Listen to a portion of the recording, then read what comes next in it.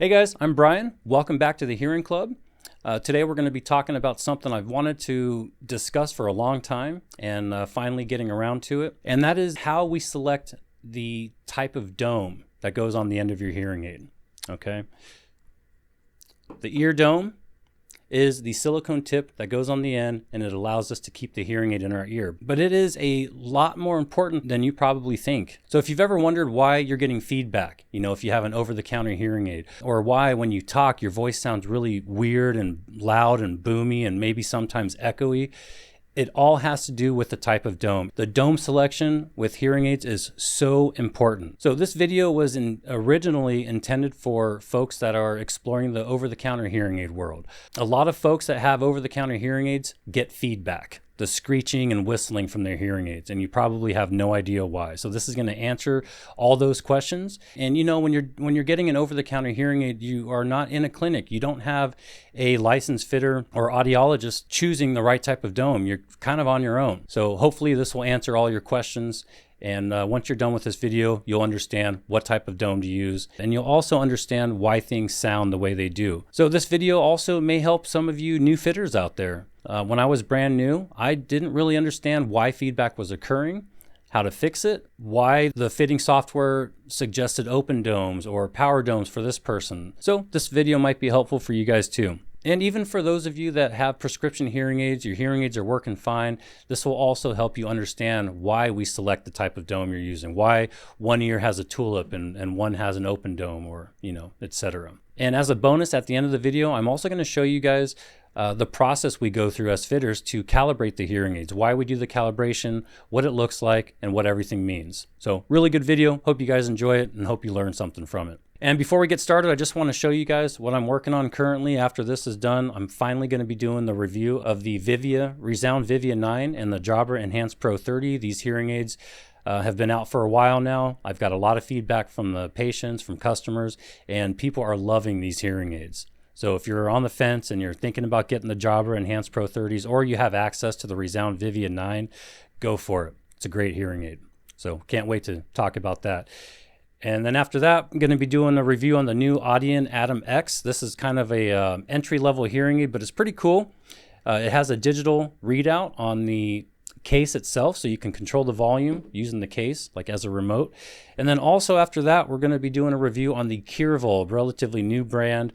Another Audien type hearing aid, and these have a volume control in the case also. So there's definitely a trend with being able to control the volume using the charging case, but it is pretty cool, very convenient. So let's go ahead and jump into the video and figure out what the heck is going on with these domes, why you're getting feedback, and all that fun stuff. Now, one very confusing aspect of hearing aids, and this goes for everybody, whether you're wearing prescription hearing aids or over-the-counter hearing aids, like the Elahear Beyonds. And that, my friends, are the ear domes, the little silicone tip that goes on the end. Choosing the correct dome is crucial to the success you're going to have with your hearing aids. And if you're new to hearing aids, this is especially confusing and challenging. And doing this with an over-the-counter product, not getting that in-person help you would get going to a clinic or an ENT office, it's going to be tough. So I'm going to make this very easy. First, if you don't have the correct fit, you are going to have hearing aids that may fall out, feedback, which is whistling or screeching, or you may just not hear very well because you have the wrong type or size of ear dome, or it may not be in all the way. So it's absolutely crucial that you have the correct size and type. So before we get started, I'm going to talk about the main aspects of the different types of domes. And that is the word occlusion. Occlusion is the sealing up of something. And in this case, the sealing up of your ear canals. And with these ear domes, we are going to be doing just that. We're going to be sealing up your ear canal. Some domes are going to seal it up a lot, and some not so much. And this plays a huge role in how your hearing aids will sound and how your own voice, when you're speaking, will sound. When we seal up your ear canal, we are occluding your ear canal. Those domes are providing occlusion. And each dome provides a different amount of occlusion. This is very important. The worse your hearing loss, the more occlusion will be needed, meaning we're going to have to seal up your ear canal more. Because if you have severe hearing loss, those hearing aids are going to have to be turned up more. And if we don't have enough occlusion, if we don't seal up your ear canal enough, that excess volume from those hearing aids will leak right out of your ear canal and cause feedback. So here's an open dome, And this is basically what we're doing when you wear an open dome. This is your ear canal, and there's the hearing aid. And if the hearing aid is turned up too loud, you need more volume.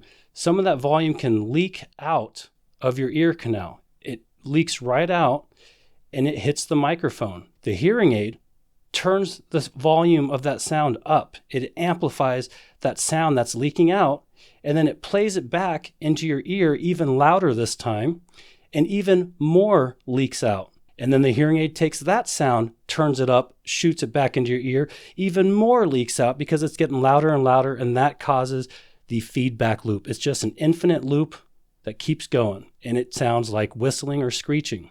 Now, when we use a closed dome or a power dome, what we're doing is we're trapping all the sound in like that. Now, none of the sound can leak out. We are sealing up or occluding your ear canal so all the sound stays trapped in your ear canal, and you can crank it up and never have any feedback. It cuts that cycle, that infinite loop, because we're trapping it all in. So in a nutshell, if you have feedback, it's most likely caused by using the wrong type of dome. But remember, even if you're using a closed or occluding dome, if it's way too small, it acts like an open dome, leaving a space for all that sound to leak out. So that's why it's important to also have the correct size. Now, we have 4 different types of domes, and each type has different sizes. Well, how do you know which one to use? Great question. First, we need to figure out which size. Then we need to figure out what type of dome. Now, when choosing the right size, we want something that fits snugly, nice and snug, so it doesn't just fall right out. The hearing aid has to stay in your ear canal, but we also need comfort. They should never hurt or cause any kind of pain. If it does, it's too big. And one of the most important aspects of inserting the hearing aid is making sure it's in all the way in your canal. So make sure you actually have it in the canal and not just hanging out, ready to fall out. So here are the 4 different types of domes. And we are going from the least occluding or open domes all the way to the most occluding or closed domes. On the left side, we have the open dome, as we call it. And those are the ones that have all the little holes or vents in them. These are meant not to seal up or occlude your ear canal and create an open fit, hence the name open. And the next step over is the tulip. This is a hybrid, kind of halfway between open and closed. It's both, a non-occluding and occluding dome, kind of right in the middle. Again, kind of open, kind of closed. And that's why it has that little slit cut down the side of it. And then the next step up is the closed dome. This doesn't have any holes or venting other than the very tip where the sound comes out. It's not going to be open. It's really going to seal up your ear pretty good. And then at the most far right end of the spectrum, we have the power dome or the double dome, as it's sometimes called. This is going to give you the most occlusion. It's going to seal up your ear canal the most. And this is for folks that have really severe hearing loss that require a lot of power from their hearing aids, a lot of volume, hence the word power. Now, the general rule of thumb is we want to keep the fitting as open as possible. When you plug up your ear with an occluding dome, like a closed dome or a power dome, again, something that seals up your ear canal, it's not fun. Nobody likes walking around feeling like they're all plugged up, but some of us have to if you have more hearing loss and need more volume. So again, my general rule of thumb is to stay as open as possible with the least amount of occlusion you can afford. So if you have mild hearing loss, start with an open dome. If the open dome works for you and you can get enough volume without having any feedback, you're good to go. You won't have as much occlusion, so you won't have as much of the occlusion effect. When we seal up your ear canals, you get something called the occlusion effect. Your own voice, when you speak, becomes loud and boomy and sometimes kind of echoey. Some people say it sounds like they're underwater or talking while they're in a tunnel. This is not fun and nobody likes it. The more closed you go with your dome selection, the more that's going to be a problem. So if you put your hearing aids in and it feels like you're talking in a tunnel or underwater or there's an echo, it's because you're closing up your ear canals. It doesn't mean there's something wrong with the hearing aid. Each dome has different acoustical properties, and this is all part of the game. So again, we want to stay as open as possible and only use a closed or power dome as a last resort if you're getting feedback. Now, one more thing I want to mention, if you want your hearing aids when you're streaming music or listening to a podcast where the audio is actually playing through the hearing aids and you want it to sound more like real, good headphones, use the power dome, so that all of the sound gets trapped in your ear canal, just like headphones do. 90% of all the headphones out there are occluding, meaning they either seal up your ear if they're earbuds or they completely cover your ear. That is occlusion, and that's why headphones sound so nice. That's part of the reason. They're also designed to listen to music. So power domes are going to offer the best sound quality when it comes to streaming music. All right, so this is the fun part. We're going to go take a look at the fitting software, and I'm going to show you guys visually how this whole thing works and how we can actually monitor how much sound is leaking out of the ear canal.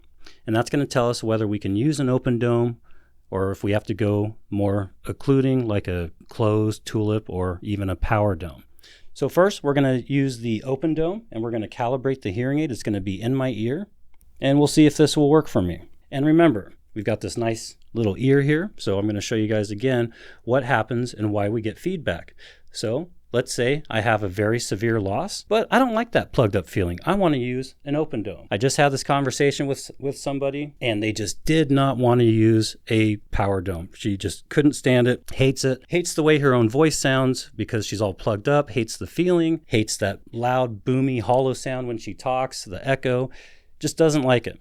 But she has a very severe loss, and I tried to explain to her, look, you can use an open dome, but you will be back because you're going to have feedback. So what's happening is the sound is not staying in the ear canal. It is escaping through these vents in this open dome. So this hearing aid is programmed to be very loud because she has a very severe loss. And a lot of that sound is leaking out of the ear canal, and it's getting picked up by the hearing aid's own microphone.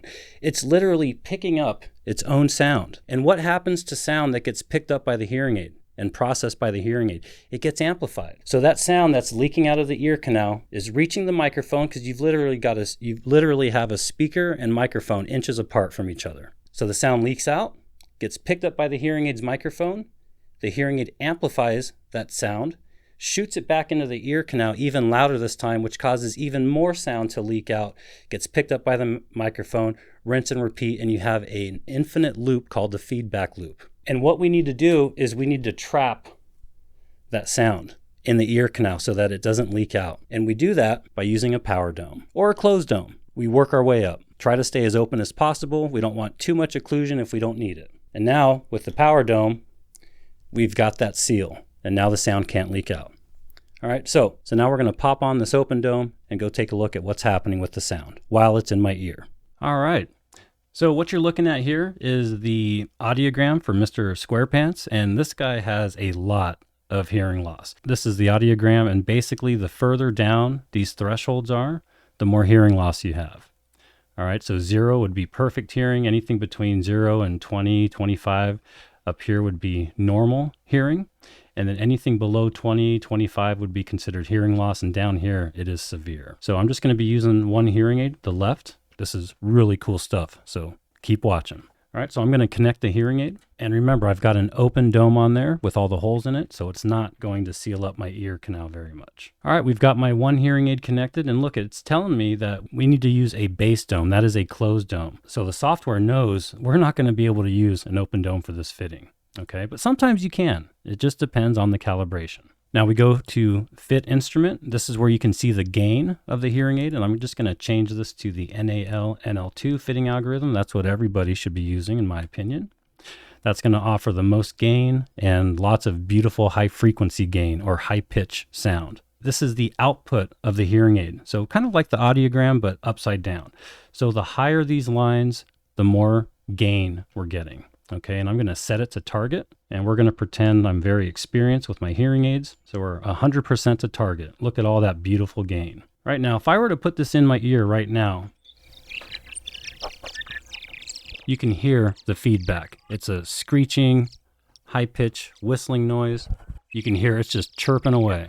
So we know this is not going to work, but I'm just going to show you guys anyway. I'm going to go ahead and mute the hearing aid because it is just whistling like crazy in my ear. We're going to go to the feedback manager. So you can see, here's my gain. Okay. I'm actually going to turn it down just a little bit.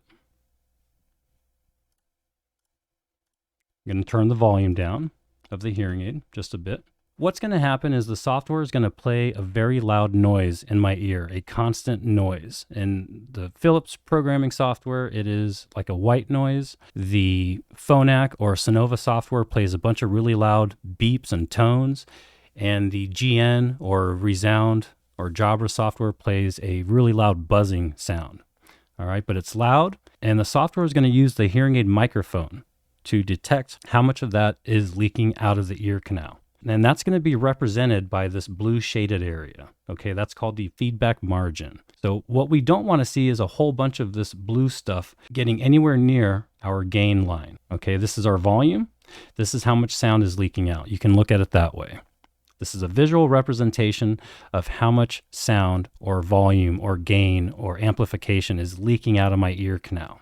And what we don't want to see when we run this test is a bunch of this blue shaded area. If this blue gets close to this gain line, okay, or intersects with it, we're in trouble. We're going to get feedback. All right, so we're going to run a quick feedback test, and it's going to monitor that. You can see we've got plenty of volume here. This is going to be very loud. And now it's time to find out if we can use this open dome with all this gain, all this volume.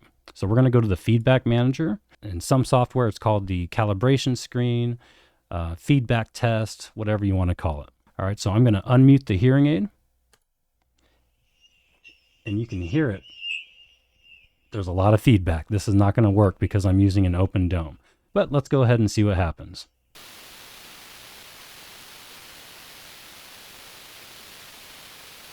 Look at that. This is telling us that there is way too much leakage. And you can hear it. It is just screeching and whistling and carrying on, and that's not good. So now we're going to put a power dome on there, and we're going to run it again. Remember, this is kind of like a representation of how much sound is leaking out, and it is way too much. It should not be intersecting or even getting close to this line. All right, so I'm going to go ahead and put the power dome on. I'll be right back. All right, here we go. I've got the power dome in, and I don't even hear any feedback because my ear is completely plugged up with this power dome.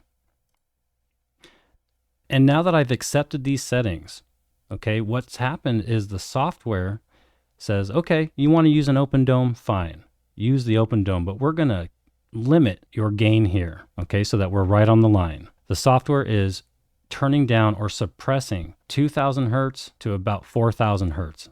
It's turning the volume down right here to stay underneath this feedback margin, to stay below this feedback margin. So you can kind of use an open dome if you really wanted to, but you're not getting any of that precious gain, that precious amplification in these high frequencies that you desperately need. So this is using the software to fix the feedback problem when we should be using physical hardware to reduce the feedback, which is what I'm going to do by using this power dome. Okay, so watch.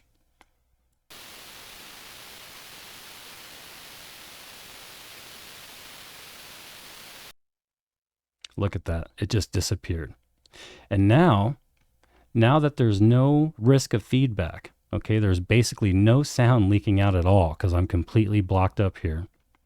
I can reset the gain and I can get all that gain. Oh man, it sounds crystal clear now because I'm getting all this high frequency gain, this high frequency amplification because I'm using a physical, power dome to seal up the ears. Pretty cool. Now I want to show you one more thing before we quit. I'm going to take the power dome back off. Now, what I've just shown you is somebody with a very severe hearing loss, okay? Now I'm going to show you what happens when you have a mild loss like myself, where you can actually use an open dome. All right, guys, so we had a look at somebody with really severe loss. Remember, their hearing loss was way down here. Now let's take a look at an audiogram where an open dome would actually be appropriate. So this is kind of like a typical high frequency loss. It's really, really mild. We're just going to take a look at the left ear because that's the one we're working with. Remember, 0 is perfect hearing. Anything between 0 and 20 to 25 is considered normal. So this would all be in the normal range. And we just have a few outliers that are in the mild area, mild hearing loss, 4,000, 6,000, and 8,000 hertz. All right. So the hearing aids should only amplify the high frequencies and not by a huge amount because we don't need very much volume. We have a very mild loss. And what's cool is the fitting software is actually now recommending an open dome. It's basically saying, oh, this guy doesn't have very much loss, so we don't need to give him very much volume. Go ahead and use an open dome. So now what we're going to do is I've got the open dome on the hearing aid. I'm going to pop it in my ear. We're going to change it to NAL NL2 because, again, that's what everybody should be using. We're going to go ahead and set it to 100% to target. And look, the gain is still much less than it was before. Before we were way up here. All right, so now let's take a look at how much sound is leaking out with this open dome. It's going to be a lot, but that's okay. So feedback manager, let's go ahead and run it.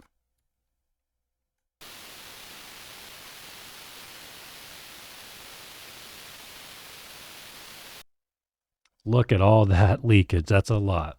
So remember, you can kind of look at this as a visual representation of how much sound is leaking out of the ear canal. And it's a lot, but that's okay because the gain is way down here. We've got tons of space between the feedback margin and the gain. And if I wanted to turn it up, I could crank it up pretty loud and not have to worry about feedback. I still have no feedback. The hearing aid's getting really loud, but as soon as I start getting up here,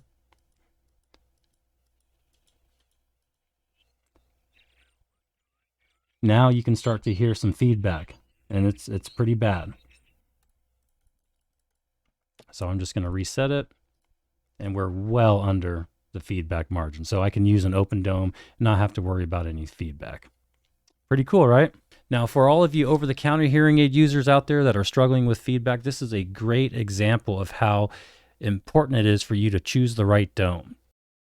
Now, remember how I showed you with the severe loss, all that gain, how the software can limit the gain to keep it from entering the feedback margin, so you can kind of use an open dome even though you shouldn't, because the software will limit that gain and keep you from getting too much feedback. Well, that's a perfect example of the advanced software that we have to manage feedback. But guess what? With an over-the-counter hearing aid, for a lot of you folks out there that are struggling with feedback, you don't have that luxury. And that's just a great way to illustrate how important it is to use the physical modifications to limit feedback by using a more occluding dome or making sure the hearing aid is all the way in the ear canal, because you don't have the option of using the software. You have to do the physical change. All right, so if I were to crank up this volume super loud, now I've got feedback. But that's okay, because I can limit the gain. I can use the software to make sure we're below that feedback margin. But with an over-the-counter hearing aid, you don't have that luxury. You don't have this fancy software to do that. So you must use a more occluding dome and make sure that the hearing aid is all the way in. So I hope this helps kind of understand what's going on behind the scenes with the different types of domes. And for you DIYers out there, hopefully you have a better understanding of how to properly calibrate the hearing aids. And if you guys have any questions, let me know. I'd love to answer them. So I really hope this helps you guys out when choosing the right dome, and good luck out there.